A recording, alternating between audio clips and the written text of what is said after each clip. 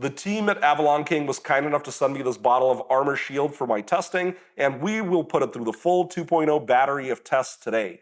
That includes visual appeal, ease of application, slickness, gloss meter readings, durability with our new alcometer, as well as UVA testing. We'll find out just how good this product is. It's time to install the AvalonKing Armor Shield Lite.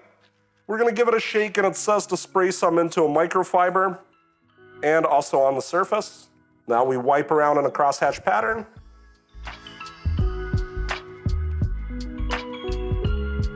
Flip it over. A very quick application, and it's time to give it a score. In our testing, we score from a -10 for a product that's very difficult to apply to a +10, which is just as easy as a product in its category should be to use. And the AvalonKing was definitely super simple to use. I couldn't imagine something easier than that.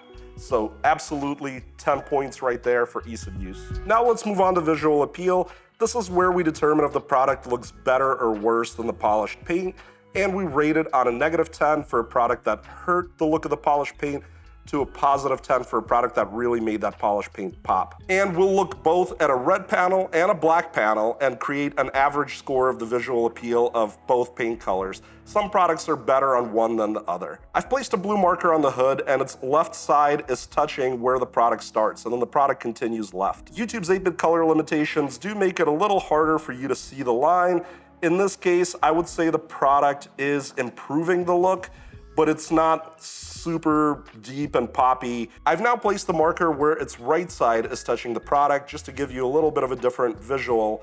And again, we're seeing an improvement, but it's not out of this world amazing. It's definitely an improvement though, and I do like the way it looks. So 5 points on the red. This is our black panel, and the AvalonKing is on the right, and there's a stripe in the middle that was taped off between two products.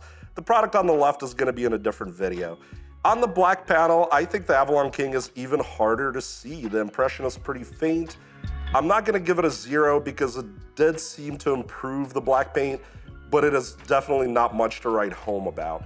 So I think the composite average score between the black and the red is gonna be 5. Now it's time to do our gloss testing, and we're gonna use this device to measure the amount of reflected light where we've applied the product. This will tell us if we've gained or lost gloss. The bare polish paint over 10 test points averages 94 gloss units. I use the same Meguiar's 205 in all my tests to pre-polish. With the device on, we want it to say 104 to ensure that it's calibrated.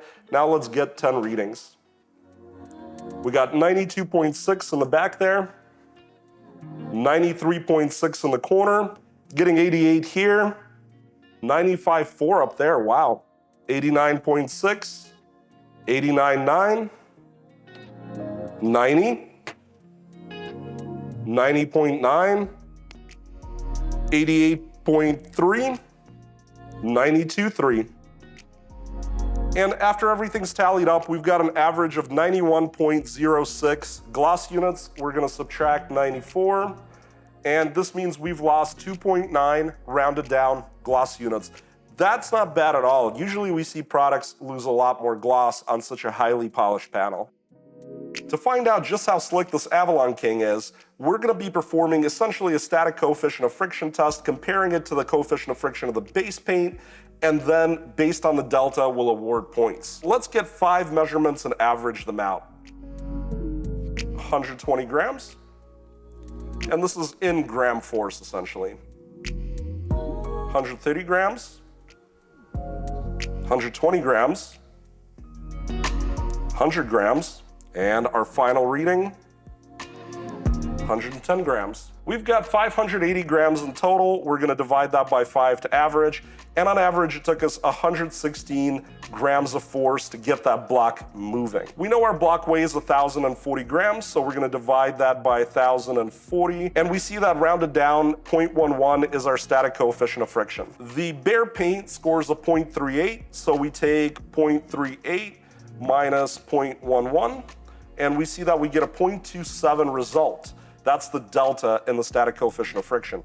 We use a 30x point multiplier, and we see that the AvalonKing is gonna score 8.1 points for slickness.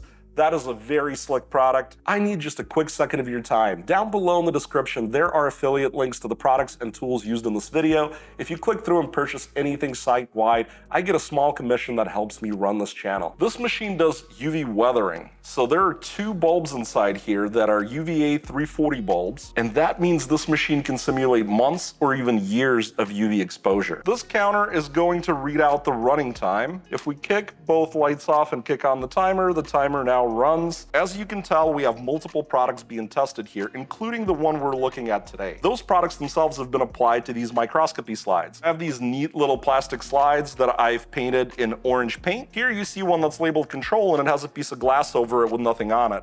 That is a slide that has not been treated with anything. We also have this one labeled dark. This is another control that's going to go in a dark box. This slide here has been clear coated and it's also going to go in a dark box. Over here we have a clear coated slide with no glass on top of it. So the idea here is we'll be able to tell what difference, if any, these products make. There we go. All we got to do now is wait. It's been 24 hours. The machine shut itself off when the counter reached the limit. Let's try not to mess all this up. Here are our 2 dark samples. That's the clear-coated one, that's the uncoated one. I've moved the samples on top of their respective slides so we can get a better idea of what they look like. The sample that says dark, just to remind you, is the one that didn't see any UV exposure. And as you can see, it's so much brighter. It still has that bright orange pigment compared to everything else. This is our control that had no glass over it. And again, it's all the exact same thing. Now we have our control clear-coated slide that sat in the dark and our clear-coated control slide that did not sit in the dark, that got exposed to UV. And as you can see, even the clear coat could not beat the UV. When we compare the AvalonKing Armor Lite, we can see it lost so much pigment compared to the dark sample that never experienced UV light. And when we look at it compared to the control, it looks the same to me. And when we compare it to the clear-coated slide that also experienced UV, we could see more of the brighter orange was retained. The controls look the same as all the ones protected by that slide in our test. The only difference is the clear coat. We're ready to start the durability testing on the AvalonKing, and for that we're going to be using our alcometer. However, before we start, let's look at the hydrophobicity without any washes. That hydrophobicity is pretty good. Here's the alcometer that's going to perform the durability testing. And what this machine does is it effectively sweeps back and forth with these little sponges that I've already pre-lubricated, and it will create a uniform wear pattern. And that wear pattern is going to let us compare to the strip in the middle, which is our control, to see if our products are failing. The scoring for this test will be right up here on your screen, and essentially we're going to bucket sets of tests and score based on that, rather than points per wash like we used to in the past. Now I'm going to squirt a little more of the solution that we're using, and we always use the same solution with that Adams Blue shampoo from our past test. This is just to make sure we don't get a dry start. With the arm down, we're going to screw it in. For the first test, we're going to run a batch of 10.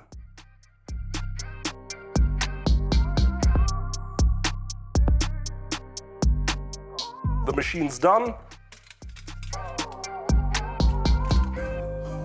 Having put 10 washes on the panel, let's take a look at the AvalonKing and see if it still works.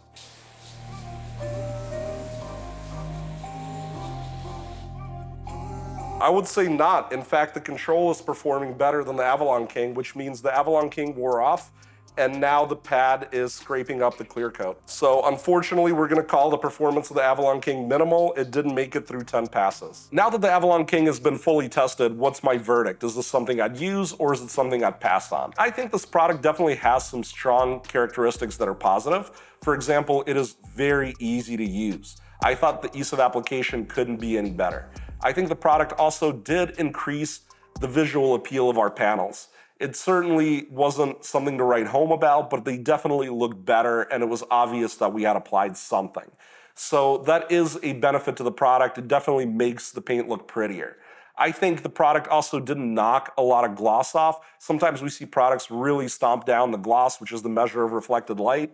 And in this case, it did very well. I think the slickness was also pretty good. It helps the product protect the paint from marring and scratching that comes from washing, drying, and other interaction with the paint. It's an overlooked quality that I think more people should consider. In the UV testing, as usual, we didn't really see any result. That's been the case across everything we've tested. I will say though that the durability is where the product was really let down. It got a minimal or 0 score because the product couldn't make it through 10 passes with scrubbing. I know people are gonna ask, I know how to apply coatings, I know how to apply these products.